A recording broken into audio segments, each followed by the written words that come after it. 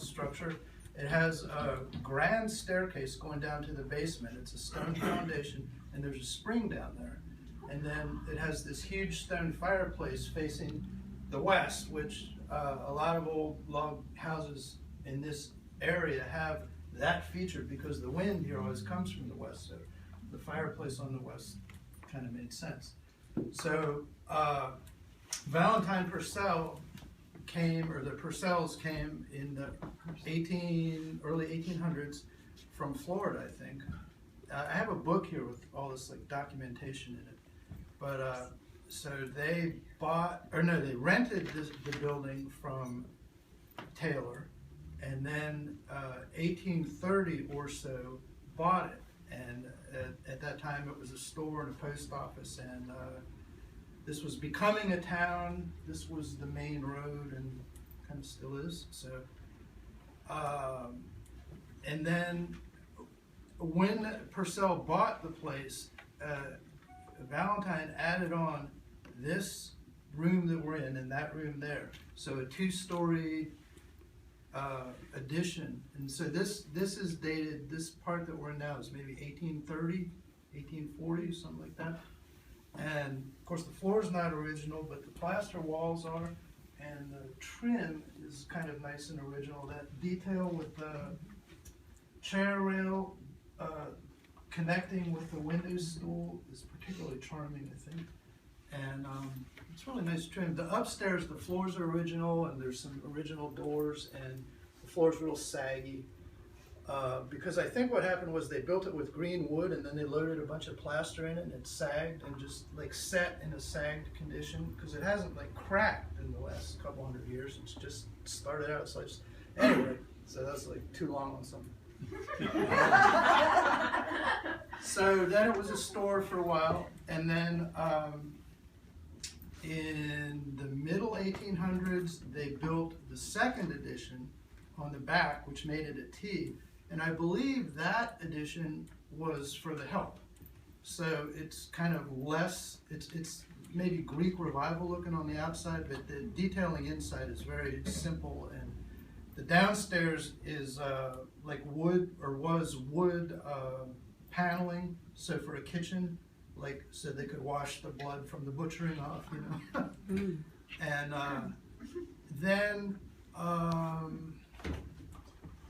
so late 1800s, some people named Bell, spelled B-E-A-L-E, but it's pronounced Bell, took over in the late 1800s, and that's when the second floor on the other side got built, and that connected the upstairs, made the roof line all the same.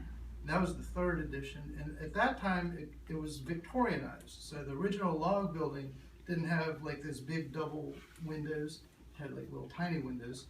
So the big 2/2 glass windows, and like the detailing on the porch. I mean, that's, you know, like Industrial Revolution stuff when the machines were making the mill work. And there's a couple of that's like the final really version of the house. Was like turn of the century there. And then let's see, bells. So then it was a resort. Purcellville was a resort town, and this was the Bell Inn in the 20s. It was a rooming house. People came out from DC on the train for the air and the temperance meetings and the excitement over at the fresh water out here. Tabernacle, yeah. So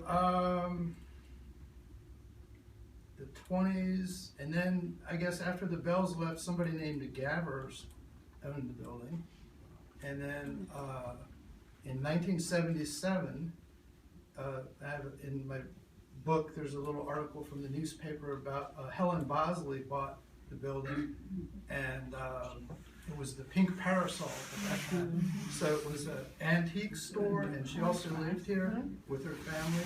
And when I came in 2002, almost every surface in this house was pink. Oh my goodness. Pictures in there. First couple years I was painting. And You have it covered nicely. thanks. So I've been, gradually restoring it and repairing it and trying to like I have it separated into a duplex, which actually I think it has been in its life a duplex.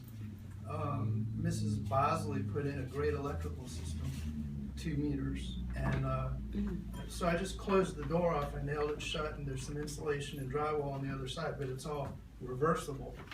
And actually a lot of the work that I did on the house in 2006 to 2008 qualified for Virginia State Historic Tax Credits because the town of Purcellville set up the historic district. And we didn't spend enough to get the federal tax credits, but we got the state tax credits. And so then in later years, I built a little garage out back, and now I'm enclosing a porch over there. So that's what I know about the house. If you would like to walk around through it, we can have a little walking tour.